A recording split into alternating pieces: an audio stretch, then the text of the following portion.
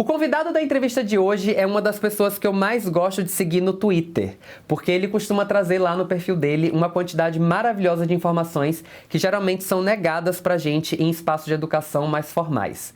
Ele tem se destacado por sempre contar histórias de eventos que ou são invisibilizados ou que nunca são contados a partir de uma perspectiva negra.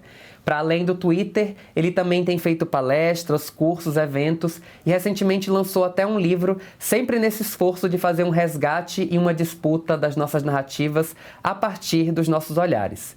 Hoje eu converso com o publicitário Alê Santos. Bem-vindos a mais um episódio da série Potências Negras.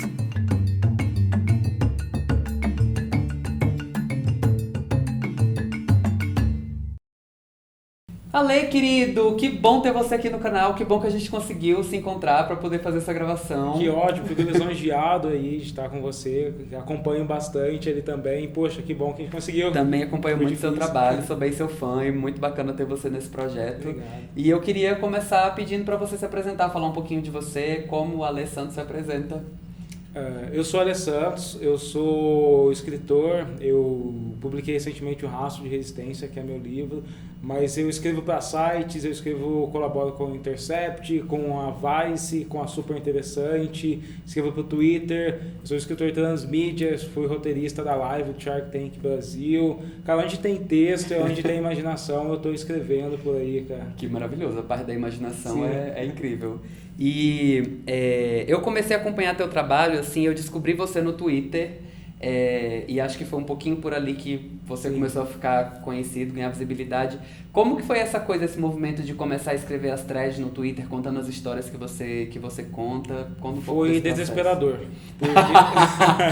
Amo. Porque imagina um dia você sentar na sua casa, sem pretensão nenhuma, escrever algo no Twitter e aquilo começar a bombar. Foram 4 dias intermitentes de notificação. A primeira vez que aconteceu no Twitter, eu falei, caramba, eu não posso perder isso nunca na minha vida. A gente nunca tem uma voz tão potente, a gente imagina que isso nunca vai acontecer, que nunca ninguém vai nos ouvir. E de repente as pessoas começam a te ouvir, tanto que na primeira semana eu publiquei 5 threads. Todo dia eu tava, eu quero mais. Hoje eu ganhei uma maturidade até para produzir conteúdo, para entender o que as pessoas esperam de mim. E também o que eu espero da minha própria audiência ali também. Mas como que foi esse estalo de escrever essa primeira thread? Sobre o que foi, de onde que veio a ideia? É que não teve um estalo. Eu sou um cara que gosta de contar história. Então, todos os meus amigos, desde a faculdade, eu tô conversando com os professores, eu levanto, professor, tem a história daquele cara lá, e todo mundo, porra, de onde você tirou essa parada, tá ligado? E eu eu cozinhava lá em casa, eu que cozinho. Então eu ficava cozinhando, pegava o WhatsApp e ficava mandando histórias pros meus amigos. Então eu fazia isso o tempo todo, até hoje. Eu tava em eventos, eu sento para tomar um café que sai uma história. E aí na época tinha muita gente fazendo threads, as threads estavam começando, acho que foi a Gabi que fez uma thread sobre aquela música This is America e tal. Eu falei, quer saber, eu vou experimentar isso aqui para contar uma coisa maior. Porque eu achava que era idiotice você comentar embaixo no próprio tweet. Sim. Eu falei isso pro Jack, que é o CEO do Twitter. Eu falei, mano, que tipo de perdedor escreve uma parada e comenta embaixo de si mesmo? Então eu achava que era besteira, mas falei, vou experimentar isso. E aí eu fiz algumas threads, até que eu contei, a segunda que eu fiz foi a do Leopoldo, o que colonizou o Congo. Ele cometeu um holocausto lá com 10 milhões de congoleses. Uma história muito dramática.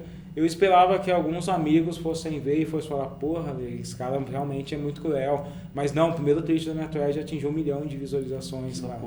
E assim, foi muito inesperado. E eu comecei a querer mais, quis mais audiência, quis mais atenção. Até que, enfim, uma vez na vida... Porque eu tento ser escritor há muito tempo.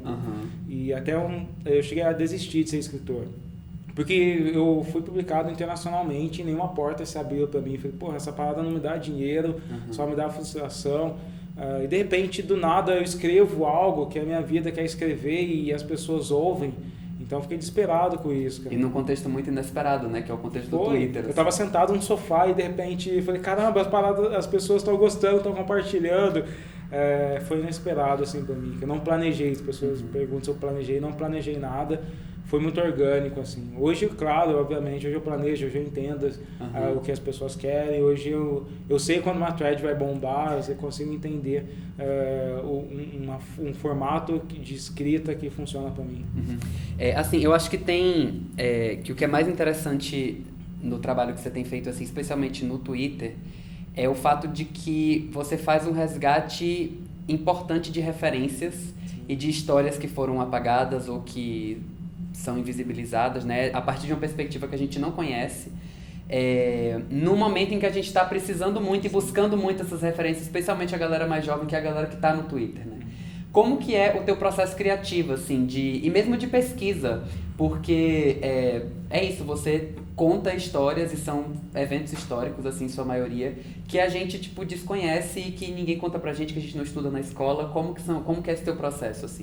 É um processo muito orgânico, no sentido de que eu estou constantemente lendo e pesquisando e vendo documentários e coisas, porque tudo isso, essas referências me construíram. Foi um garoto que foi muito tímido. A pessoa que eu sou hoje não tem nada a ver com quem eu era quando eu tinha 12, 13 anos de idade.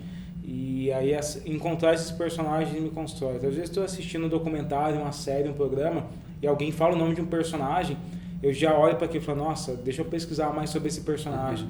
E quando eu vou pesquisar, eu encontro todo um universo de narrativas, e eu vou traçando esse universo, encontrando novos personagens, novas figuras. Eu sou curioso, eu acho que essa curiosidade, é o que guia meu processo de pesquisa, assim. Eu nunca me contento com alguma coisa. Quando alguém me diz, Ale, isso aqui é desse jeito que acontece, o meu cérebro fica falando, será que é isso mesmo? Vamos descobrir se é isso, se isso é verdade ou se não é. Às vezes eu questiono a mim mesmo sobre isso. Será que eu estou escrevendo é verdade mesmo? Eu preciso encontrar uma fonte para dar veracidade. E essa dúvida sempre me gera curiosidade, e isso vai me levando a lugares que talvez outras pessoas ainda não chegaram, no sentido de conseguir confabular tudo isso, reunir isso de uma maneira dramática e concisa, que é importante. A concisão para mim é mega importante. Mas a concisão é importante, mas você está ampliando um pouco esses projetos também. Agora Sim. Você lançou o Rastro de Resistência, o livro. Como que foi o processo de construir esse projeto aí? Foi novamente inesperado, de 4 meses após as minhas threads serem espalhadas por aí, virarem notícias de alguns sites. Algumas editoras vieram oferecendo essa publicação com algumas propostas. Eu encontrei a Panda Books e aí deu um match absurdo ali, porque eu percebi que eles tinham uma preocupação muito forte em cuidar da minha narrativa e cuidar de mim como um autor iniciante também no mercado assim, nacional. E eles pegaram meu texto e foi um processo mais doloroso para mim, porque eu não sou historiador de formação, eu sou publicitário, e escrever no Twitter para mim é entretenimento. Fazer literatura tem que ser historiografia. E o livro conta histórias, eventos. Sim, então a gente teve que fazer várias checagens historiográficas. Eu sei que a bibliografia aumentou para 50 livros depois do final. Fui lendo, confrontando, fazendo triangulação de informações, tudo que eu podia, assim. A gente fez umas 4 checagens no livro inteiro.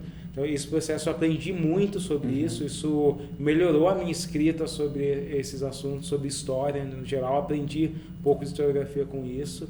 E até que o livro foi publicado, foi lançado mês passado e já esgotou a primeira tiragem. Estou feliz pra caramba com essa repercussão. Muita gente que eu admiro me apoiou, Marcelo D2 me apoiou, Leone me apoiou, Teddy Correia, Daniela Mercury, o Emicida escreveu na orelha do meu livro, cara, isso foi um sonho para mim realizado, assim, eu sou muito grato ao Emicida por isso. Que maravilhoso.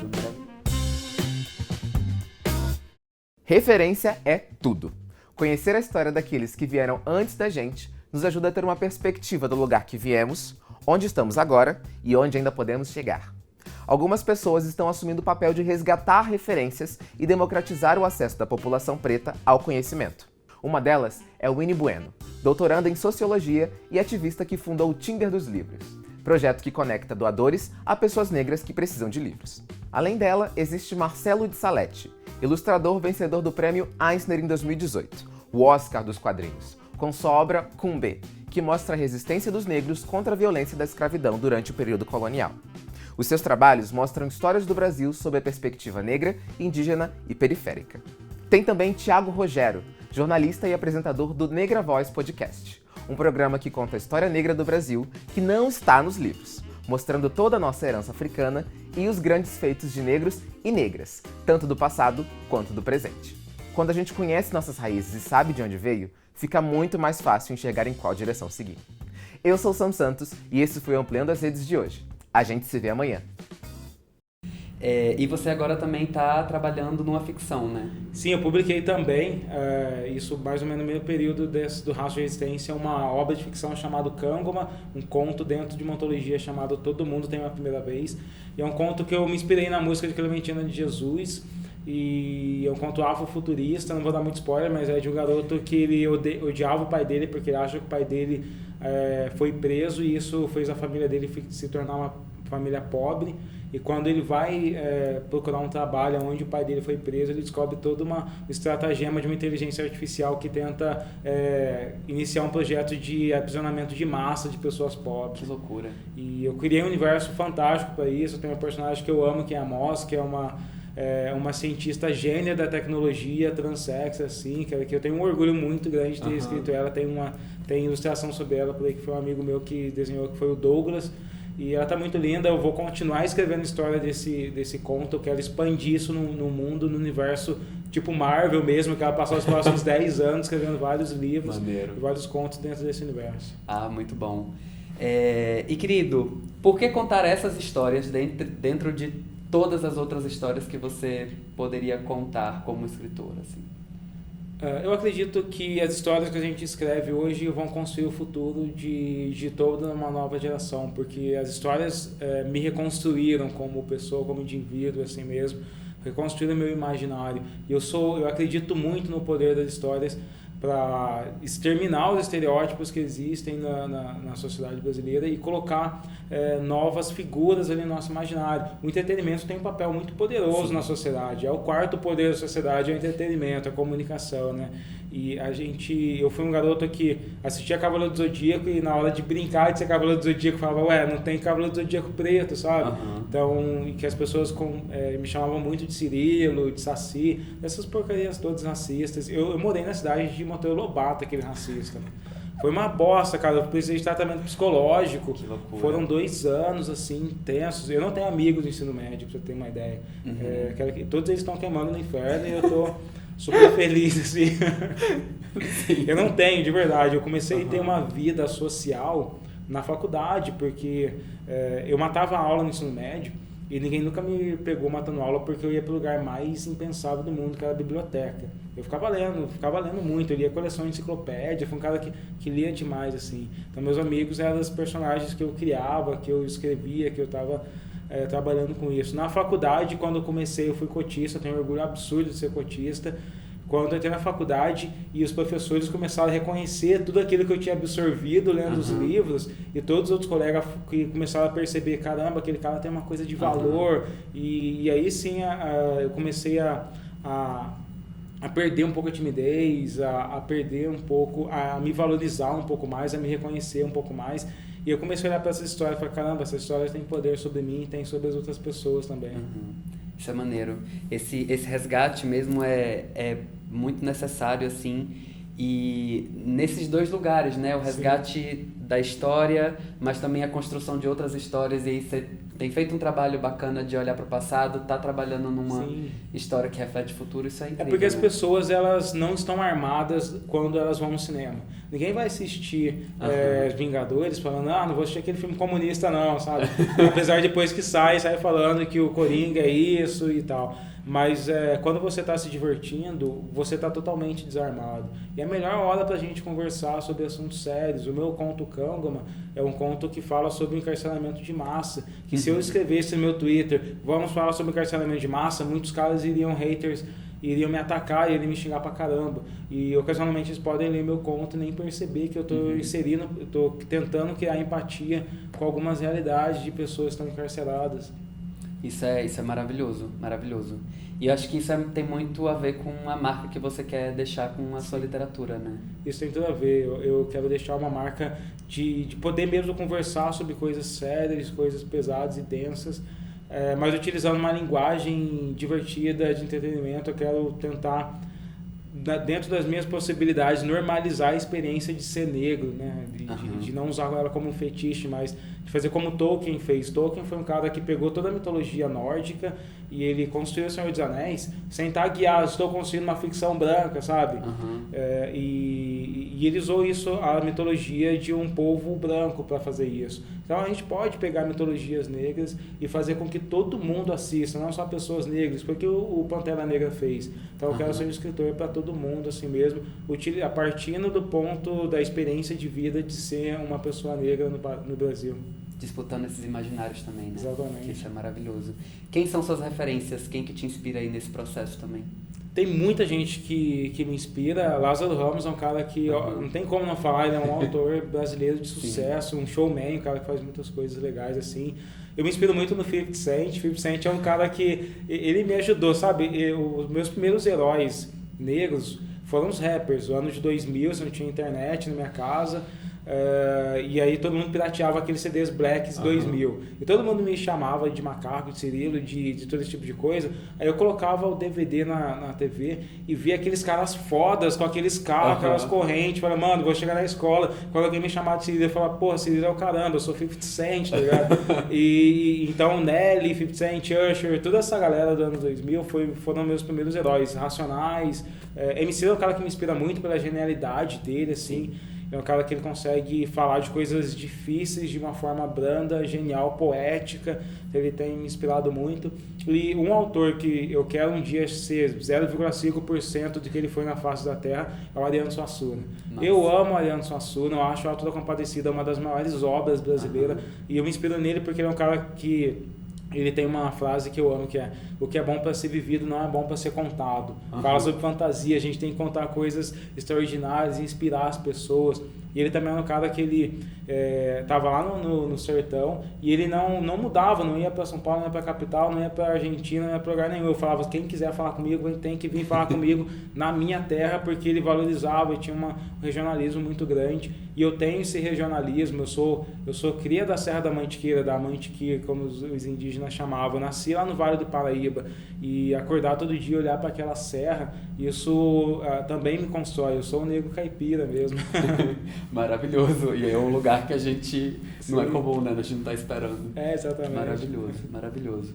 É isso, querido. Muito bom conversar contigo. Boa sorte aí nessas tuas jornadas, nos teus projetos, nos teus trabalhos. Gosto muito de te ler no Twitter. Estou animado para te ler em outros lugares também. Obrigado. E espero que você conquiste muitas coisas ainda, porque esse desafio da gente espalhar outras histórias e reconstruir as nossas histórias é um desafio mais do que urgente. Tamo junto aí nessa. Lisonjeado, cara. Fico muito feliz mesmo de ver. A gente está vivendo um momento ótimo no Brasil, novas vozes e cada vez mais potentes estão se tornando referências. Você é uma referência absurda também, tá aqui do seu lado. É fenomenal, assim, obrigado. Cara. E esse projeto seu, fico muito feliz de fazer parte dele também, cara. Muito bom te receber aqui. Valeu, querido. Obrigadão. Um abraço.